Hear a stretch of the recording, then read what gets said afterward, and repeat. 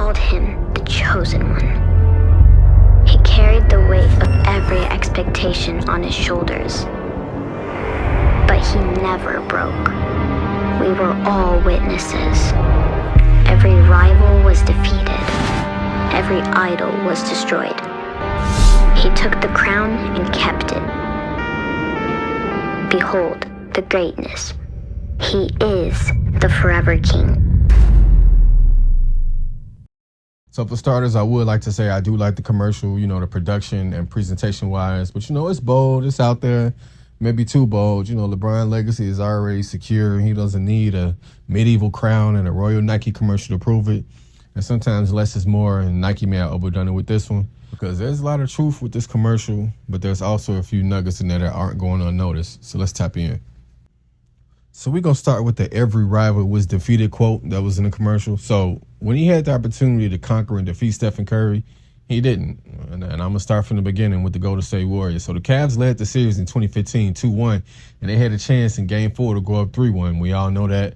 With no Love, with no Irving, through the first 3 games, LeBron was putting up historic numbers. He was really just going crazy to keep Cleveland alive. But in that Game 4, he shot 7 for 22. He was 31% from the field. And if Cleveland win that game, they go up 3-1. History probably changes, and the Warriors dynasty might not even get started the same way. Also, Cleveland history changed too. He would have went up 1-0 against Curry, and it would have been intensified once they won that 2016 championship, hypothetically. So on to the next part. Next, we have another rival that was not conquered, and that's the 2010 Orlando Magic with Dwight Howard. Where's the defeat? Cavs had the best record in the NBA at 66-16. LeBron was the MVP, and most people expected the Cavs to watch them and make the finals to face Kobe and the Lakers, another rival that wasn't defeated. Nike had commercials, and the NBA was backing LeBron versus Kobe's final from the start of that season. LeBron and the Lakers won back-to-back finals against both teams that beat LeBron to get there.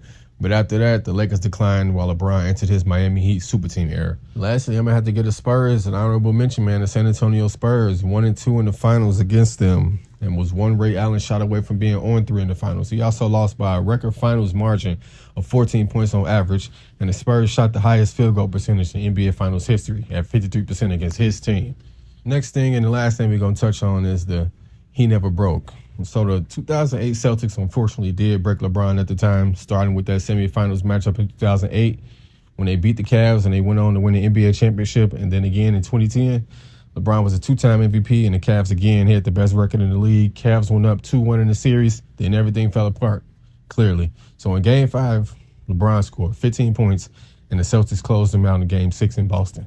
That sight of LeBron walking off, pulling off his jersey, that was simply the end of an era, not only in Cleveland, but it really ushered in a new era for the NBA. Years later, Kevin Garnett said, "We broke LeBron," plain and simple. And he was right. That series didn't just end Cleveland season, it ended LeBron's time in Cleveland altogether. Months later, the decision happened. LeBron joined Wade and Bosh in Miami, created his own super team, and the rest is history. So all in all, I did like the commercial. It was very well put together, and the presentation was great. I just don't like how it was very self-centered, and I feel like self-promotion when it comes to any sports or being a great or greatest of any sport, I feel like self-promotion and being self-centered is the last thing you should do. You should let the people do it. So some view the commercial as self-centered, other view it as a fitting tribute to LeBron James' legacy and his career, and the ads reception largely depends on your perspective and how you look at it, your look on self-promotion, your look on legacy in sports. So y'all let me know, did y'all like Nike's new LeBron commercial? Did you dislike it? I liked it all together. It's just a few things kind of stood out to me that I felt need to be said. But be sure to drop a comment down below, like, share, and subscribe. And it's Shot from Checkball Sports, man. We gone.